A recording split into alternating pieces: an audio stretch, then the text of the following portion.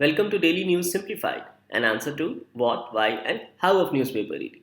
Today, we are going to discuss the important news appearing in the New Delhi edition of the Hindu newspaper dated 16th March 2019. The news to be discussed has been presented on the screen, and timestamping for the same has been provided in the description box below. So, let's start our today's discussion.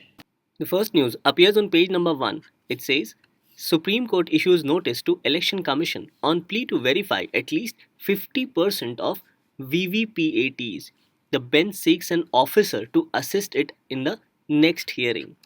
So in this particular news, 21 opposition parties through an election petition has demanded that Election Commission should cross-verify at least 50% of electronic voting machines using VVPAT in every assembly segment or constituency. So through a petition in the Supreme Court, opposition parties have demanded for cross-verification of VVPATs for at least 50% of such VVPATs in each constituency. Further, these opposition parties in the petition have also asked the Supreme Court to quash Election Commission guidelines which restricts cross-verification of VVPAT paper slips of one randomly selected polling station. So as per the current Election Commission guidelines, they can choose any one randomly selected polling station for the purpose of cross-verification of VVPAT paper slips. So according to the petitioners, this random selection of the Election Commission of these VVPAT paper slips for cross-verification amounts to arbitrary and unreasonable exercise. So it is in this backdrop that this topic becomes important from a pre as well as mains point of view. As you can see, two questions have been asked by UPSC in GS paper 2. This one was asked in the year 2018 and this one in the year 2017. The question asked in the year 2017 read, to enhance the quality of democracy in India, the Election Commission of India has proposed electoral reforms in 2016. What are the suggested reforms and how far are they significant to make democracy successful? Further, the question asked in 2018 was, in the light of recent controversy regarding the use of electronic voting machines, what are the challenges before the Election Commission of India to ensure the trustworthiness of elections in India?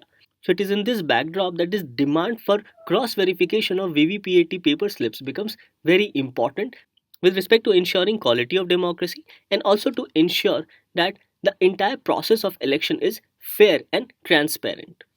So the current problem with respect to the process of cross-verification done by the Election Commission is that as of now it is done in less than 1% of polling stations in each constituency. So it is in this aspect that the petitioners have demanded for cross-verification of VVPATs for at least 50% of VVPATs in each constituency.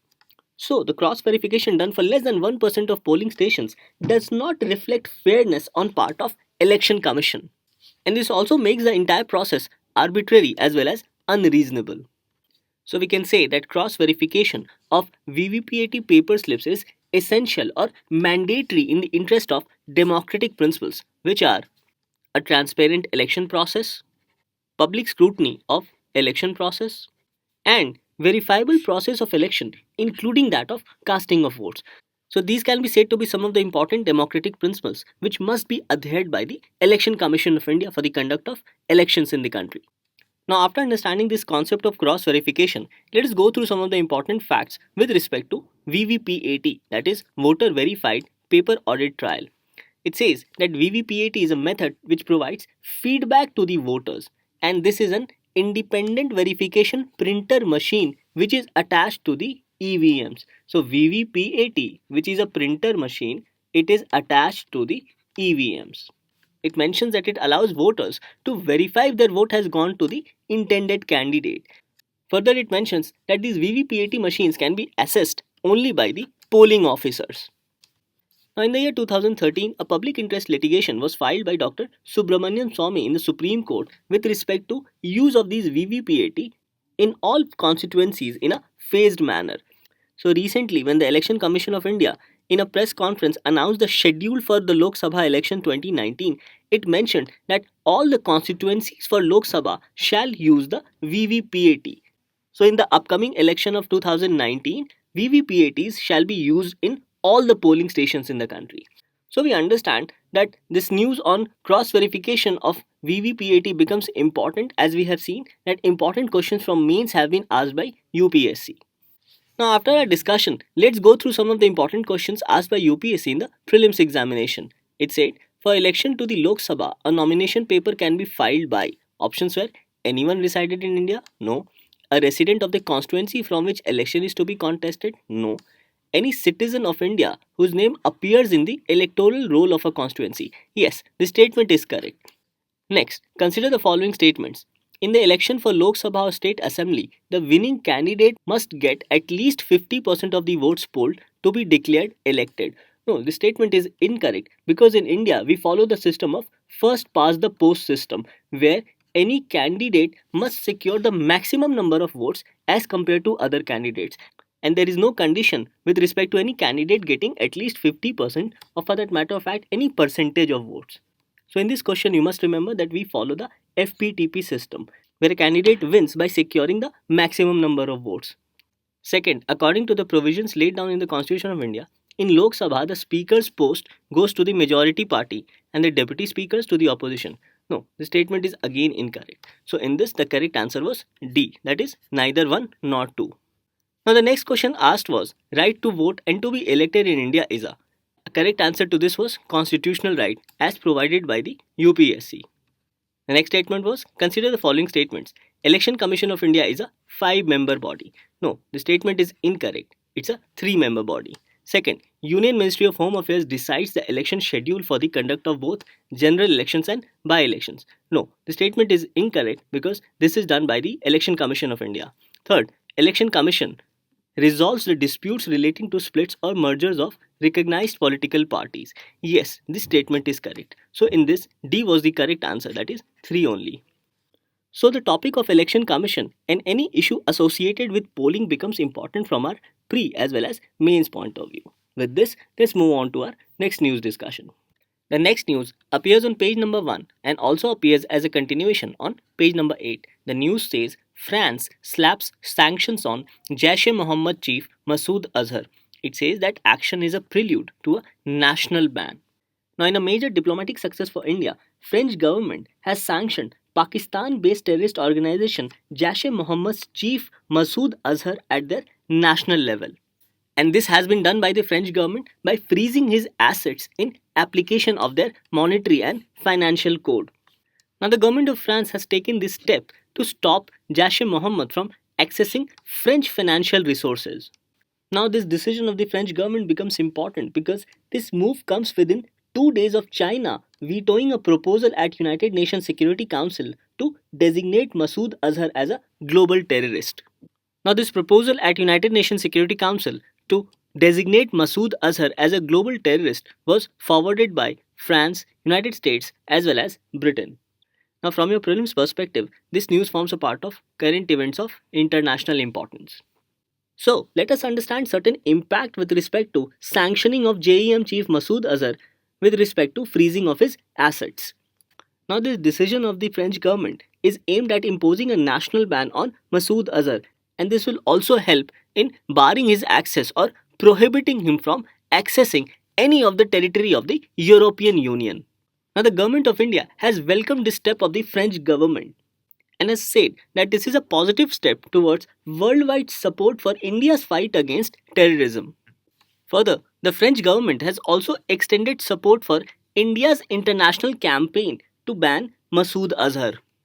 Now, this particular sanction by the French government will impede or restrict all kinds of access of French financial sector to Masood Azhar and his outfit. Further, this sanction put by the French government along with the proposal to designate Masood Azhar as a global terrorist in the United Nations Security Council by United States, Britain as well as France will put more pressure on government of Pakistan to act against terrorist organizations who operate from its territory. So all these can be said to be the impact of this particular move of the French government, which has sanctioned JEM chief Masood Azhar at their national level by freezing his assets in application of their monetary and financial code. So this news must be remembered as current events of international importance. And from your mains perspective, this topic can be covered under GS paper 2 with respect to deepening relationship between India and France. With this, let's move on to our next news discussion. The next news appears on page number 11. It says, exports rise to 2.44%. trade deficit narrows. Merchandise exports grew to $26.67 billion in February and imports declined to $36.26 billion, and this cumulatively helped in reducing the trade deficit. So, as per the Ministry of Commerce and Industry, there has been a marginal 2.44% increase in exports, and there has also been a decrease in import with respect to gold as well as petroleum products. And this cumulatively has helped the trade deficit to narrow to $9.6 billion. Now, this topic becomes important with respect to economy in your prelims examination, and from your mains perspective, it gets covered under GS paper 3 under Indian economy and various issues associated with it. Now, trade deficit refers to an economic measure of international trade where a country's imports exceeds the exports, that is, the import is more than its exports. Now, trade deficit, where imports is more as compared to exports, also represents outflow of domestic currency to foreign international markets, because in imports we are paying them with our Indian currency. Hence, there is an outflow of our domestic currency. So, these can be said to be some of the important aspects with respect to trade deficit. Further, the news highlights about certain statistics with respect to merchandise export. Now, merchandise export rose to $26.67 billion in February 2019 as compared to $26.03 billion in February 2018. And this increase in merchandise export can be attributed mainly on account of higher shipments in the fields of pharmaceuticals, engineering, as well as electronic sector. Further, imports declined by 5.4% to $36.26 billion in the last month. And this drop in imports was mainly on account of sharp decline in inward shipments of gold as well as petroleum products, as import in gold fell by around 11% and import in petroleum products fell down by around 8%. Further, there has been rise in exports in non-petroleum and non-gems and jewelry products. As you can see, in February 2018, the export worth $18.9 billion, whereas this rose to $19.87 billion in February 2019. So we see an increase in exports with respect to non-petroleum and non-gems and jewelry products. However, as per the RBI, services exports in January 2019 registered a negative growth of 1.02% over December 2018. So these are the various statistics as highlighted in this particular news. Now, after our discussion, let's go through this particular question asked in the year 2014 in the prelims examination. The question is, with reference to balance of payments, which of the following constitute the current account? Balance of trade, foreign assets, balance of invisibles, as well as special drawing rights. Now, to answer this question, you must know in detail about balance of payments. So, balance of payment comprises of current account as well as capital account.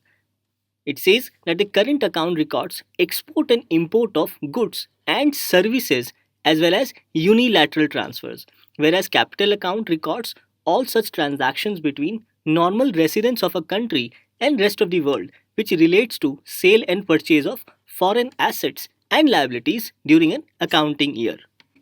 So, considering the question asked in the year 2014, you must know with respect to components of current account as well as capital account with respect to balance of payment.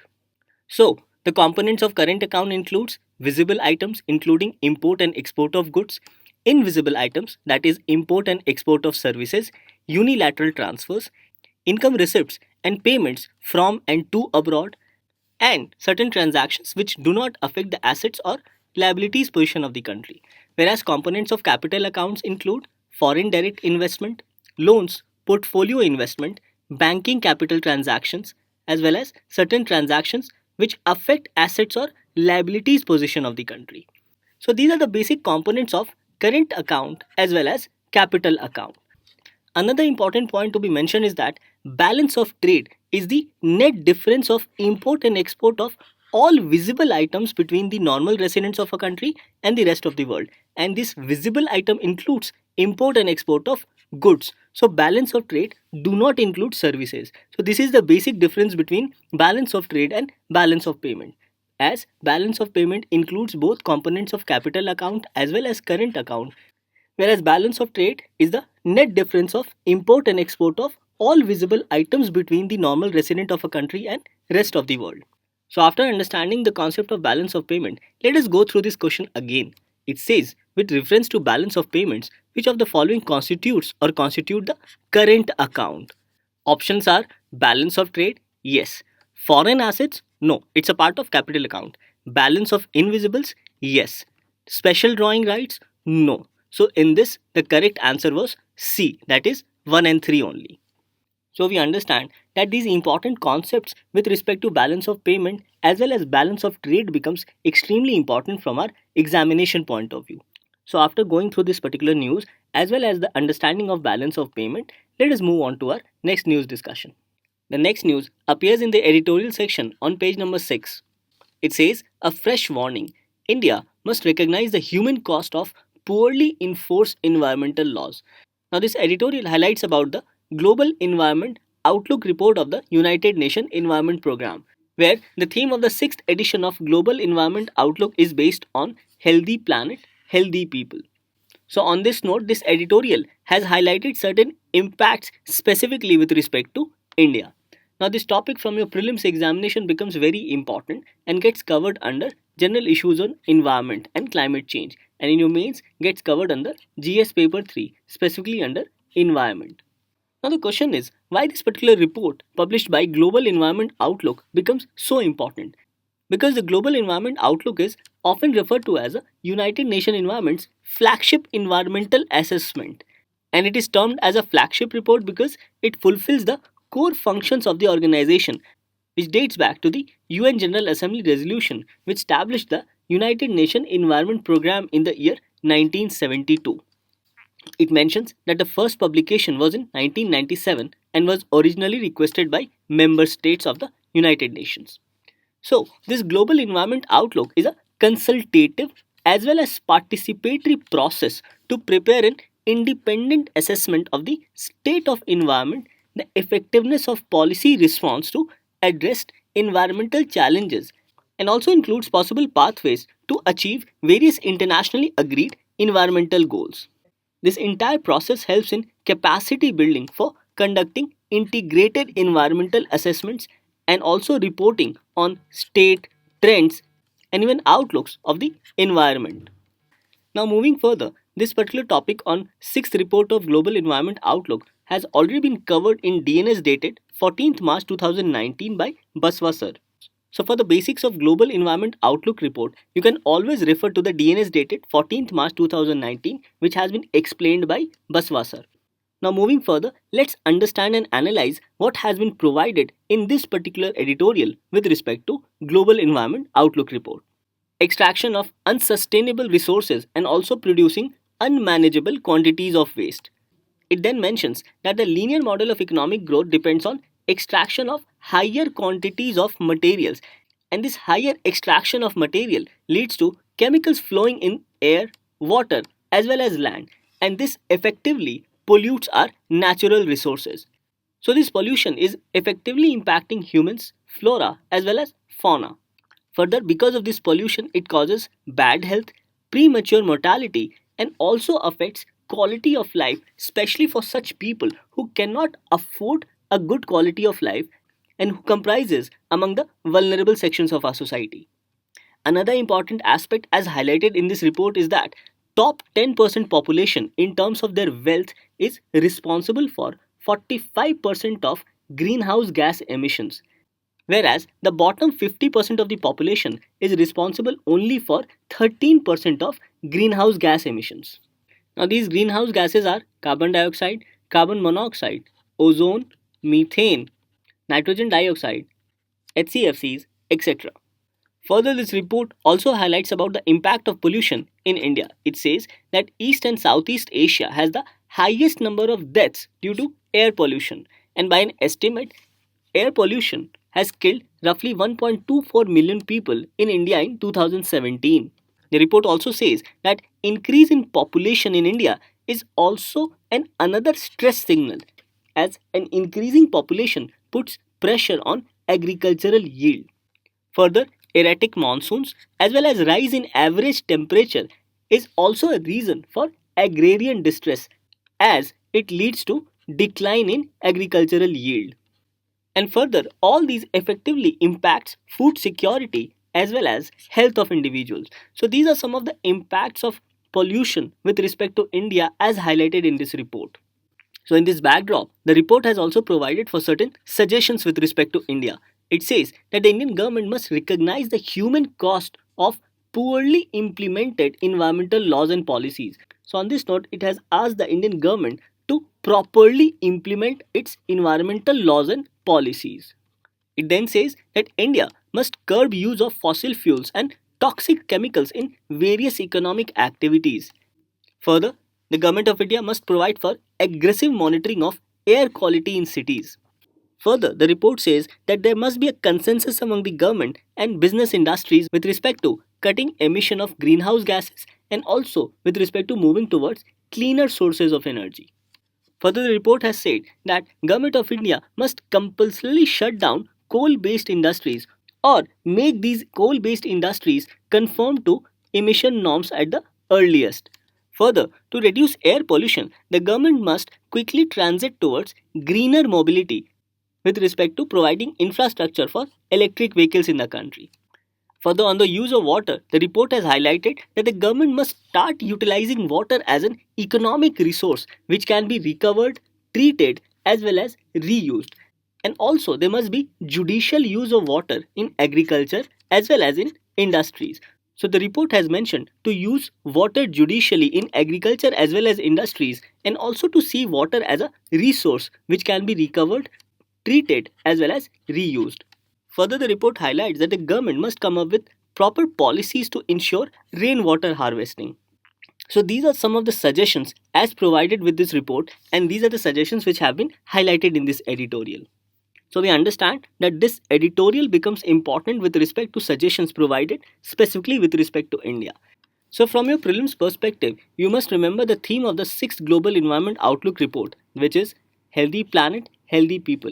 And this report is published by UN Environment. With this, let's move on to our next news discussion. The next news appears on page number 18. It says mosquito killing drug offers new tool for fighting malaria. Now in this news, a mosquito killing drug named Ivermectin has been tested in Burkina Faso, and the testing of the drug has revealed that it reduced malaria cases by 1/5 among children of the region. So researchers believe that ivermectin could be an important new tool in the global fight against the malaria disease. Now the drug ivermectin is already widely used to treat parasitic infections, but this was never tested to treat cases of malaria. So ivermectin will help in reducing cases of malaria worldwide. Now the question is, how does this drug work? So according to a study, when people take ivermectin drug, it makes their blood lethal to the mosquitoes which bite them, and this reduces the likelihood that other people will be bitten by such mosquito. Another important aspect is that the use of this drug has laid the path for a whole new concept, that is drug based vector control of such diseases. So this drug based vector control concept becomes important with respect to controlling malaria. So in this news, you must also know about certain basic facts with respect to malaria. It says that malaria is a life-threatening disease which is caused by parasites which are transmitted to people through the bites of infected female Anopheles mosquitoes, and it is preventable as well as curable. And this malaria is caused by Plasmodium parasites. It also says that in most cases, malaria is transmitted through the bites of female Anopheles mosquitoes. So all these aspects with respect to malaria becomes very important. Now, another important aspect which you must remember is that India has launched its 5-year National Strategic Plan for Malaria Elimination, which has shifted its focus from malaria control to that of malaria elimination. Further, this National Strategic Plan for Malaria Elimination also provides a roadmap to eliminate malaria in 571 districts out of India's 678 districts by the year 2022. So this again becomes very important with respect to National Strategic Plan for Malaria Elimination, which was launched in the year 2017. Another important aspect to be remembered is that state of Orissa has witnessed a path-breaking decline of over 80% with respect to reported malaria cases as well as deaths. And this has been done basically through various innovations such as improving healthcare worker skills, expanding access to diagnostics and treatment, as well as strengthening data collection with respect to cases of malaria. So we can say that Odisha has become a driver of India's success against malaria with respect to various innovations, including improving healthcare worker skills, expanding access to diagnostic and treatment, as well as strengthening of data collection in the state. Thus, these becomes important facts to be remembered from your prelims perspective. So in this news analysis, you must remember about the new drug Ivermectin, which has been tested in Burkina Faso in Africa, as it has reduced malaria cases by one-fifth among children. And with respect to India, you must remember about the National Strategic Plan for Malaria Elimination, as it has shifted its focus from malaria control to malaria elimination. Now, after our discussions, these forms your practice question for the day. Now, in this practice session, I've also taken one of the previous prelims question asked by UPSC. So, what you can do is to take a pause of 5 seconds. So, it says, consider the following statements regarding a no confidence motion in India. And this question was asked in the prelims of 2014. First, there is no mention of no confidence motion in the Constitution of India. Yes, this statement is correct. Second, a motion of no confidence can be introduced in the Lok Sabha only. Yes, this statement is also correct, as a motion of no confidence cannot be introduced in Raj Sabha. So in this it was asking which of the statements given above is are correct. So here C is the correct answer, that is both 1 and 2. Now moving to the second practice question, it says consider the following statements about United Nations Security Council. First, it has a total of 15 members, each having 1 vote. Yes, the statement is correct. 5 permanent members and 10 non-permanent members, and each member has 1 vote. So the first statement is correct. The second statement says under the Charter of United Nations, all member states are obligated to comply with the United Nations Security Council decisions. Yes, this is also correct as per the Charter of United Nations. So in this as well, both the statements are correct. So here C is the correct answer. So moving forward, these are your next practice questions. What you can do is to take a pause of another 5 seconds. So the third practice question says, which of the following can be said to be correct with respect to trade deficit? First, a country's export is more than its import. No, in a trade deficit, the import is always greater than the exports. So here the first statement is incorrect. Second, it signifies outflow of domestic country to foreign markets. Yes, this statement is correct with respect to trade deficit. So here B is the correct answer, that is 2 only. Moving to the fourth practice question, it says, with reference to balance of payments, which of the following constitutes the capital account? As we remember that balance of payment comprises of capital account as well as current account. So the options are foreign direct investment, portfolio investment, and balance of invisibles. So in this, first and second constitutes capital account. So here 1 and 2 are correct. So in this, C is the correct answer. With this, we come to an end to discussion of today's newspaper. Let's move on to the question for the day.